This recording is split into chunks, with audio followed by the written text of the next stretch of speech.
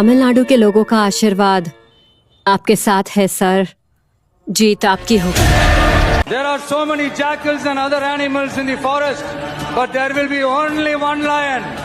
And even if it is single, it will be the king of jungle. এটা কোনো cinema না, এটা বাস্তব। থালাপতি বিজয় নিজে সরকার গঠন করে তামিলনাড়ু থেকে তিনি বিধানসভা নির্বাচনে 2026 সালে সবার এগেনস্ট প্রথমবারই ভোটে দাঁড়িয়ে তিনি জয় হয় এবং তার এগেনস্টে বড় বড় রাঘব বলরা প্রতিদ্বন্দ্বী ছিল। এখানে তার এগেনস্টে আরো 2 জন লোক দাঁড়িয়েছিল এবং তাকে নিয়ে 3 জন, টোটাল 3 জন।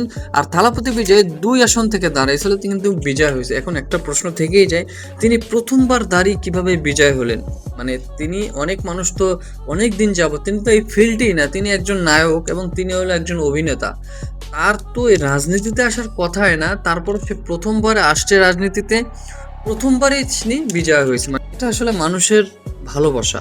থালাপতি বিজয় এক ফিল্ডে ছিল অভিনয়, এবং সেখান থেকে তো মানুষের প্রতি তার আগে থেকেই কাজ ছিল। এবং তিনি 2024 সালে জানুয়ারি মাসে তামিলনাড়ুতে নতুন একটি দল গঠন করে, যেটার নাম হলো টিভিকে। সেখান থেকে তিনি রাজনীতিতে আসার আগে থেকেই তার আগ্রহ ছিল এবং টুকটাক কাজ করছিল মানুষের জন্য। এবং মানুষ যারা ইয়াং জেনারেশন ছিল তারা কিন্তু তাকে প্রচণ্ড ভালোবাসে এবং তার সবচেয়ে বেশি ভোটটাই কিন্তু ইয়াং জেনারেশন থেকে আসছে। তারপরে ইয়াং জেনারেশন যখন জানে, তখন কিন্তু তার ঘরের লোকদের বলে যে আমরা থালাপতি বিজয়কে ভোট দিই। কারণ মানুষ কিন্তু অভ্যস্ত হয়ে যায়, একটা ব্যক্তিকে যখন ভোট দেয় তখন কিন্তু সেই ব্যক্তি যদি উন্নয়ন না করে তখন কিন্তু পরবর্তীতে সেই ভোট দেয় না মানুষ তাকে। আর এখন মানুষ সবসময় চায় নূতন মানুষকে। যেমন থালাপতি বিজয় একজন নায়ক, তিনি আগে থেকেই একটা সিম্পথিতে মানুষের তার প্রতি তৈরি ছিল। তারপরে সে যখন ভোটে দাঁড়ায় তখন মানুষ তাকে অল্পতেই ভালোবাসায় নিয়ে নেয় এবং পরবর্তীকালে তাকে ভোটে দেখা যায় মানুষ সবাই ভোট দেয়।